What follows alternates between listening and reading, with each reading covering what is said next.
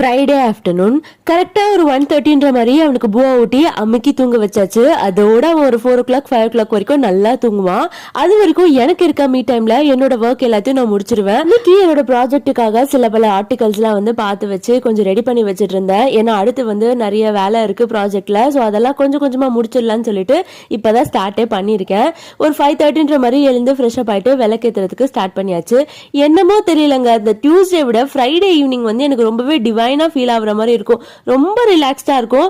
Maybe next 2 days வந்து வீக்கெண்ட்ல வந்து சேர்றதுனால என்னவோ தெரியாது, இந்த ஃப்ரைடே ஈவினிங் வந்து ரொம்ப ஹாப்பியா ஃபீல் பண்ணுவேன்.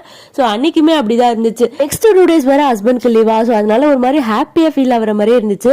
ஸோ அந்த ஹாப்பி வைபோட ஏதாவது ஸ்நாக்ஸ் சாப்பிடணும் போல இருந்துச்சா. ரொம்ப நாளா வந்து எனக்கு இந்த பஜ்ஜி சாப்பிடணும்னு ஆசையா இருந்துச்சு.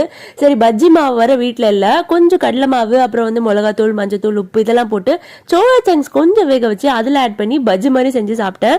விக்ரம்க்கு வந்து அதுலயே வந்து பஜ்ஜி மாவு இல்லாம வெறும் அந்த சோயா சங்க்ஸ் மட்டும் பாப்கார்ன் மாதிரி பொரிச்சு கொடுத்தேன். அவ அதை நல்லாவே சாப்பிட்டா. நானும் வந்து இந்த கடலை மாவுல செஞ்ச சோயா சங்க்ஸ் பஜ்ஜி வந்து சூப்பரா சாப்பிட்டு என்ஜாய் பண்ணிட்டு இருந்தேன். பஜ்ஜி சாப்பிடும் போது கூட சேர்த்து ஏதாவது மூவி பார்க்கணும் இல்லையா, அதனால பிரைம்ல வந்து இந்த குட்டி ஸ்டோரி அப்படின்ற மூவி வந்து பார்க்க ஆரம்பிச்சேன். ஆக்சுவலி இந்த மூவி நான் விஜய் சேதுபதிக்காக தான் பார்க்க ஆரம்பிச்சேன். பட் மூவி ஃபுல்லாவே நல்லா தான் இருந்துச்சு.